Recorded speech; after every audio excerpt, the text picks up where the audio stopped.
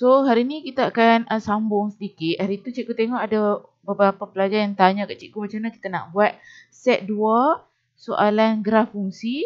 Soalan nombor 9 tu soalan D. Macam mana kita nak cari persamaan garis lurus. Okey, kalau kita tengok kat sini, cikgu terus pergi kepada soalan lah. Okey, sebab cikgu percaya kamu boleh buat A. Cara cikgu overview kamu punya kerja tu, A tak ada masalah kamu boleh buat. Kamu boleh lengkapkan jadual. B pun cikgu tengok graf pun dah makin better, tapi kamu kena pertingkatkan lagi kekemasan graf kamu. Okay. Make sure kamu kena pastikan graf kamu tu nampak licin. Dan setiap kali selepas kita buat tu, kita semak balik titik yang kita dah plot. Supaya tak ada satu titik pun yang salah. Tak mau bentuk graf tu bentuk yang sengit-sengit. Okay. Bentuk graf tu dia tak mau dia macam mana? Sekejap. Okay, cikgu tak maulah bentuk dia. Sekejap lagi dia jadi macam ni. Macam tu. Lepas tu sekejap lagi dia macam ni. Bawah elok, atas pula jadi tak elok. Kamu perhatikan kalau bentuk dia tu ada something yang tak kena, cek balik pada titik yang kita plot. Okay, lukislah sebaik mungkin. Lukislah secantik yang mungkin kamu boleh buat. Yang terbaik. Bagi yang terbaik dalam SPM kamu. Okay. Jadi kita terus pergi kepada soalan D. Soalan D, kalau kita tengok dekat sini, cikgu kata kita mesti ambil daripada equation daripada soalan A dan juga equation daripada soalan D. Okay. Tetapi pesan cikgu lagi, cikgu kata equation pada soalan D tu, sebelah kanan dia mesti sama dengan kosong. Jadi sekarang cikgu nak adjust dulu equation D dulu. Okay. Cikgu adjust dulu equation D. So cikgu tarik sini. Okay. So kat sini dia ada 2 per X sama dengan X tolak 1. Jadi semua yang sebelah kanan ni cikgu kena pindah dia dulu. Okay. Yang tu step pertama. Pindah. Bila dia pindah, dia akan jadi 2 per X. Kalau sini positif pindah jadi negatif. Kalau sini negatif pindah jadi positif. Barulah dia sama dengan kosong. Tetapi, kemudian cikgu kata lagi, make sure equation 1 ada benda yang sama dengan equation 2. Tapi kalau kita tengok kat sini, dia ialah negatif 6X. Negatif 6X. Dekat soalan D, setelah di-adjust, tak ada pun negatif 6X. Bukan, negatif tak penting. 6 per X tu. 6 per X tu yang penting. Jadi kat sini, tak ada 6 per X. So, apa kita kena buat ialah, kita tulis dulu tadi, equation tadi, Y sama dengan negatif 6 per X. Okay, tapi bila masuk dekat equation ni tak ada 6 per X. Dia ada 2. Tetapi kamu kena tahu, 2 boleh jadi 6 tak? 2 boleh tak kita nak bagi dia jadi 6? Boleh. Boleh cikgu, darab dengan 3. Pandai. Darab dengan 3. Bila sini darab 3, semua kena darab 3. Okay, semua. Bila kita buat satu benda tu, kita nak buat perubahan, semua satu set tu kita kena buat perubahan. Tak boleh dia saja kita nak buat perubahan. Jadi kat sini, bila 3 darab 2, dia jadi 6 per X. Bawah tak ejah apa-apa. Sebab bila kita darab dengan atas je. Tolak pula, sini ada 1. 3 darab 1 dapat 3X. Okay. Tambah dengan 3 darab 1 dapat 3. Sama dengan 3 darab 0, masih lagi kosong. Oh, dan bila kita tengok balik, sekarang dah ada lah cikgu. 6, 6. Yang tu yang kita nak. Soalan ni berlainan sikit kalau kita tengok pattern-pattern SPM sebelum ni, dia tak pernah bagi nombor yang berbeza. Dia selalu bagi nombor yang mesti ada clue. Tetapi kat sini, dia saja nak trick kita dengan bagi nombor yang tak ada clue. Selalu sebelum ni kita tahu, bila kita nampak 12, mesti kita per X saja. Tapi kali ni berbeza sikit. Dia dah per X, cuma nombor atas tu dia berbeza. Tetapi kamu kena tahu, 2 boleh jadi 6 dengan darab 3. Kalau dia tulis 3, dia tulis 3 per X. Tetapi asalnya 6. Masih lagi 3 tu boleh jadi 6. Maksudnya dengan kita darabkan dia dengan 2. Jadi bila satu benda kita nak darab, satu equation tu semua kita kena darab. Okey. So sekarang ni barulah kita boleh tulis dekat bawah ni. Bawah Y Mesti kosong. Sama dengan 6 per X tolak 3X tambah 3. Okey? Okey. Bagi siapa yang belajar guna kalkulator, terus ambil kalkulator. Macam mana yuk? Sebelum nak ambil kalkulator, decide dulu. Ini lelaki, ini perempuan. Ini lelaki. So, kalau perempuan lelaki buat apa? Tambah ke tolak? Tambah. Tambah. Pandai. Tambah di depan. Okey. Sekali lagi cikgu nak pesan kamu. Kamu mesti rotate phone kamu. Baru kamu boleh nampak full. Okey. Baik. So, sekarang ni. Bila kita datang macam ni, ada dua kaedah. Siapa yang nak buat manual, go on dengan you punya manual. Siapa yang nak guna kalkulator, ambil kalkulator. Bubuh bracket yang ni, masukkan equation ni. Negatif 6 per alpha X. Tambah dekat depan ni. Okay, tambah kat depan ni. Kemudian bubuh bracket kat sini. 6 per alpha X. 6 per alpha X tolak 3 alpha X tambah 3. Kemudian tekan calculate. Okey, baik. Cikgu tunjuk sekali lagi lah guna kalkulator. Supaya kita boleh ingat balik. Takut nanti kita lupa. Okey, sekejap.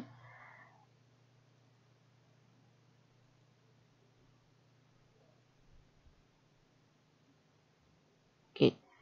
Baik, ini cara, cikgu akan ajak dua-dua cara. Manual dengan guna kalkulator. Okey.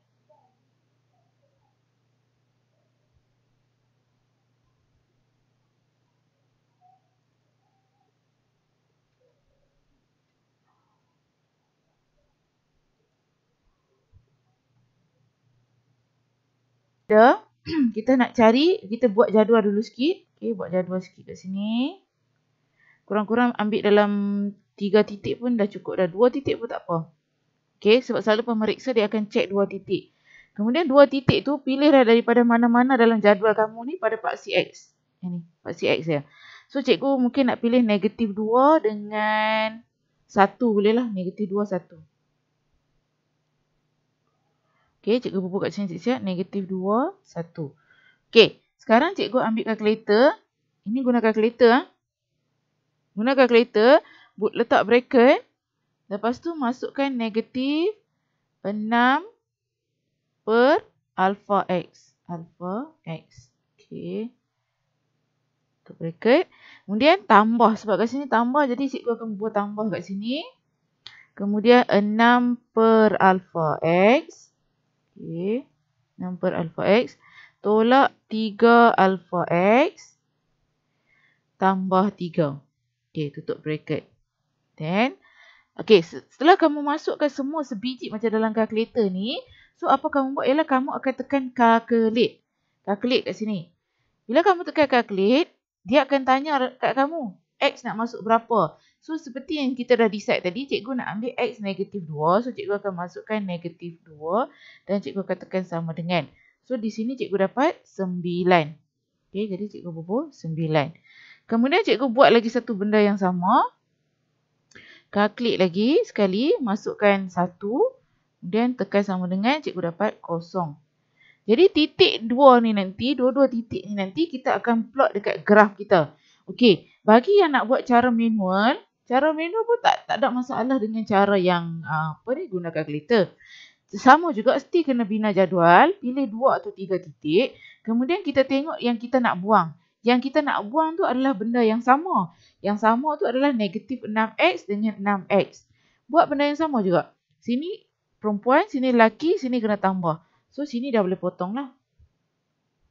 Itu yang tujuan kita. Kita nak bagi dia jadi kosong. Bila lepas kita bagi dia jadi kosong, dekat sini adalah kosong, kosong. Sebab dia tak ada nombor, kita bubuh kosong. Jadi soalan cikgu ialah kosong tambah negatif 3. Kosong tambah negatif 3. Kalau tak tahu kan, ambil kalkulator. Kosong tambah negatif 3. So, kita dapat balik negatif 3. So, kat sini dia jadi negatif 3X. Sama juga sini tambah 3. Sebab kosong tambah 3, 3. Jadi, kita dapat dah equation dia iaitu Y sama dengan negatif 3X tambah 3. Sama tak dengan yang kamu dapat kalau kamu cuba? Ada tak yang cuba?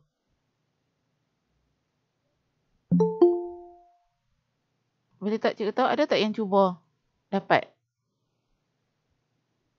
Krisha ada cuba tak?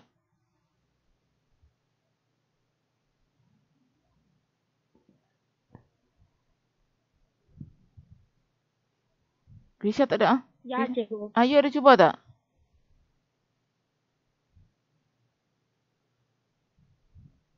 Iya, saya ada coba soalan ini, cikgu. Dapat kah?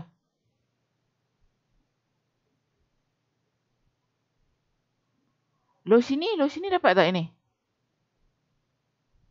Ya, dapat, cikgu. Dapat macam ni ya. Okey, cikgu takut lagi cikgu ada salah ke, tapi okey macam ni lah cara dia. Okey, so dapat ini terus plot titik. Okey, boleh? So ada lagi tak masalah dalam set 2 ni? Kat mana-mana yang kamu rasa kamu masih tak boleh buat lagi? Sebab cikgu nak pergi sikit tentang penjelmaan. Penjelmaan bukan dalam modul ni. Cikgu nak pergi yang basic dulu. Okey. Yang basic. Cikgu nak nanti cikgu hantar soalan ni dalam grup. Okey, jadi cikgu hantar soalan dalam grup, kamu boleh cuba buat dengan tengok balik video ni nanti. Okey, kat sini cikgu nak tunjuk hari tu kamu dah belajar teknik. Macam mana kita nak apply teknik yang kita belajar hari tu ke dalam soalan. Sebab kalau kita tengok-tengok hari tu, soalan yang dia bagi tu tak banyak. Ada yang dapat, ada yang tak dapat. Jadi kita nak tengok balik berdasarkan soalan yang kita ada ni, boleh tak kita guna teknik yang kita dah belajar tu? Okey, pertama, kalau cikgu buat rujukan hari tu, teknik yang pertama kita belajar ialah OTI. OTI. OTI. OTI bermaksud objek, translasi, image. Jadi, dari apa yang kita belajar hari tu, dia potong 3. Okay, OTI. Means that kita perlu tahu dulu objek kita. Okay, baik. Kita tengok pada soalan kita. Soalan kita, dia ada bagi objek ni kat titik E ni. Okay, objek ni dekat titik E. Jadi, objek ni kita kena tahu koordinat dia. Jadi, masa kamu buat soalan penjelmaan nanti, kamu tengok apakah objek dulu. Sebab kita nak refer kepada teknik kita tadi, objek, translasi, image. Okay. Objek, translasi, image. So, objek dekat sini, kotak dia tak berapa nampak. Nanti bila kamu dapat soalan, kamu nampak. So, dekat sini, kalau cikgu tengok, dia adalah 4, 3. Okay. So, yang ni adalah objek. Jadi, cikgu masukkan dekat sini. Objek. Okay. Tapi, cara tulis dia, kita kena tulis memanjang macam ni. Berapa tadi? 4, 3. Okay. Ni untuk translasi ya. 4, 3. Translasi pula pun dia dah bagi. Translasi 2, 3. Jadi kita akan tulis dekat sini 2, 3. Sekarang kita nak cari image. Kita nak cari image. Itulah maksud dia objek translasi image. OTI.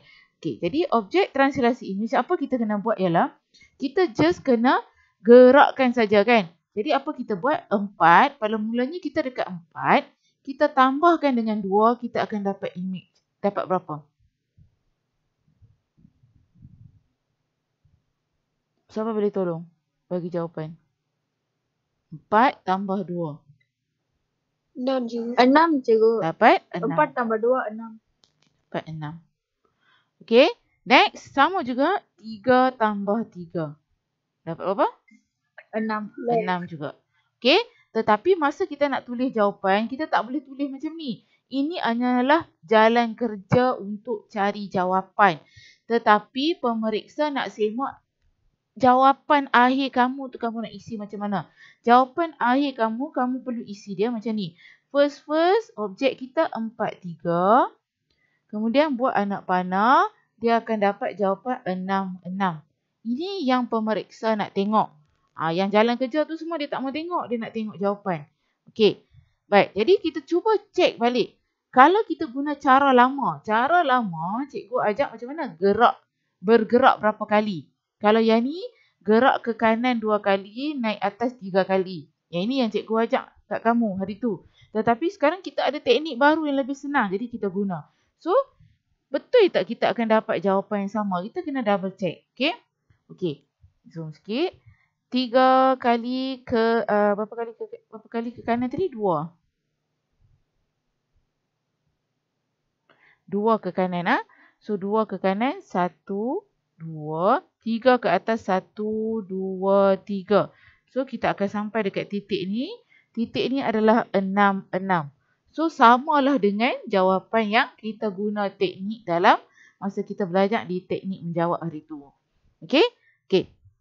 Jadinya soalan nombor 2 ni cikgu akan tinggalkan untuk kamu selesaikan nanti. Translasi guna teknik OTI. Sekarang cikgu nak tunjuk sikit. Cikgu nak ajak 2 benda je. Translasi, pantulan. Once dah boleh cekap dah buat translasi dengan pantulan, then kita akan masuk putaran guna teknik yang sama. Okey, kita tengok pantulan. Dalam pantulan, apa dia kata? Ini rumusan yang cikgu dah catat. Okey, dalam pantulan. Okey, pantulan. Dalam pantulan, dia ada ajak beberapa jenis. Okey, kalau yang cikgu catat kat sini, yang dia ajak pantulan. Pantulan. Okey, pantulan ni dia tulis sebagai OPI. Objek pantulan image. Objek pantulan image. Tetapi ada beberapa kategori. Beberapa ciri. Okey, objek asal tetap objek lah. Semua objek yang sama.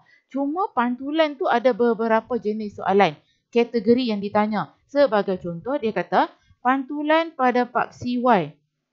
Okey, kalau pantulan pada paksi Y, siapa yang kekal? Kalau kamu ingat lagi. Lupa. Pantulan pada paksi Y. Kalau pantulan pada paksi Y, okey, yang cikgu buat catatan, dia ialah Y kekal. Pantulan pada paksi Y, Y kekal. Kemudian yang kedua, dia bagi lagi pantulan pada paksi X, PX. P bermaksud paksi, paksi X. Pantulan pada paksi X, dia kata, kalau dah tadi pantulan paksi Y, Y kekal. Kalau pantulan pada paksi X, apa kekal? X kekal. Ya, pandai. X kekal. Okey, X kekal. Lagi, selain daripada pantulan pada paksi X, pantulan pada paksi Y, dia juga ada ajar kita pantulan pada Y ke berapa? Y something, dia ada beritahu. Y something. Okey, Y ke-6 ke, Y7 ke, Y8 ke, Y3 ke, Y2 ke. Dia bagi tahu maksudnya Y tu something. Di mana paksi Y tu garisan dia macam ni. Melintang macam ni. Jadi dia kata kalaulah kamu jumpa pantulan pada Y something. Y yang ke berapa. Dekat sini dia terbalik sedikit. Siapa yang akan kekal? Kalau Y something. Kat sini X kekal. Okey, X kekal.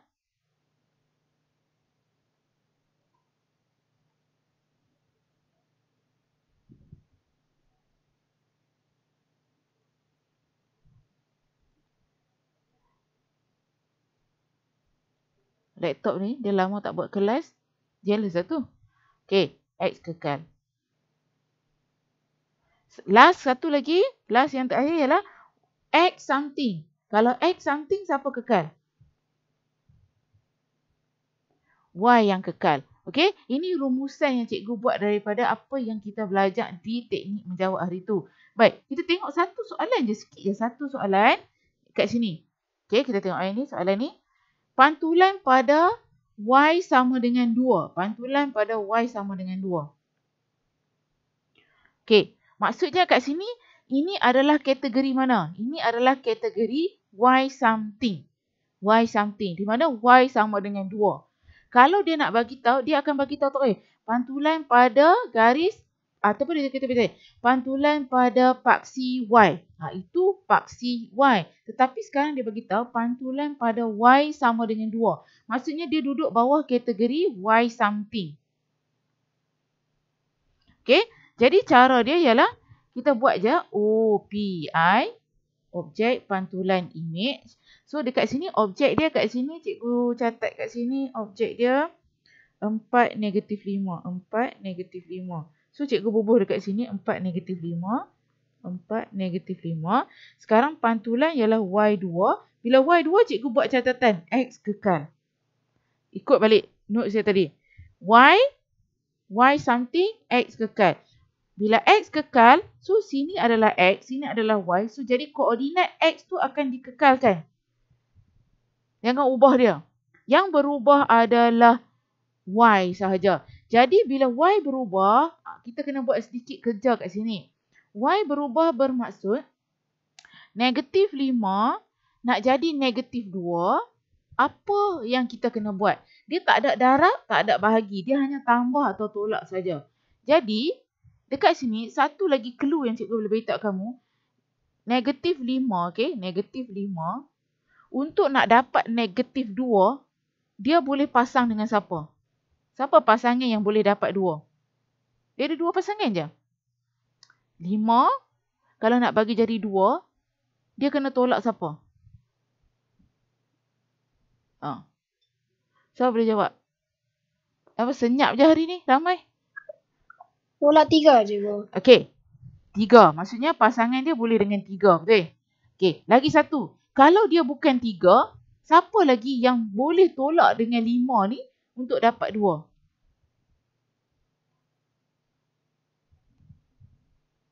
Siapa lagi? Nafisha nak cuba? Sabrina?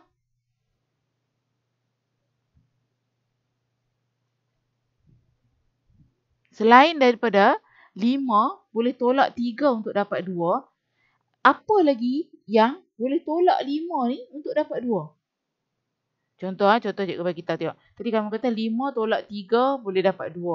Okey, sekarang cikgu kata 6 tolak 3 boleh dapat 2 tak? 6 tolak 3 pula. 6 tolak 5 boleh dapat 2 tak? Tak boleh. Tak boleh. Kalau tak boleh, maksudnya 6 tak boleh lah. 5 pun tak boleh. Jadi siapa yang lagi satu yang boleh? 9 boleh. 9 tolak 5 boleh dapat 2.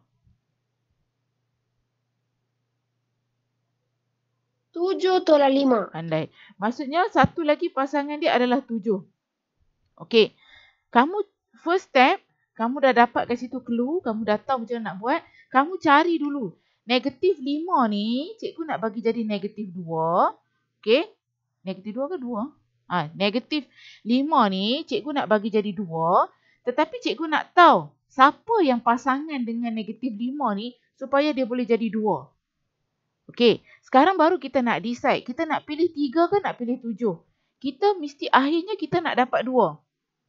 Kalau cikgu ambil contoh, negatif 5, cikgu tambahkan dengan 3. Adakah cikgu akan dapat 2?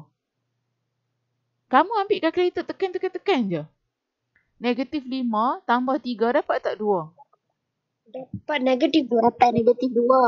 Dapat negatif 2. Cikgu tak mau. Cikgu nak dapat 2. Jadi 3 tak boleh lah. 3 dah abai dah. Tak boleh dah. Jadi maksudnya yang tinggal sekarang 7. 7. Okey. Tengok.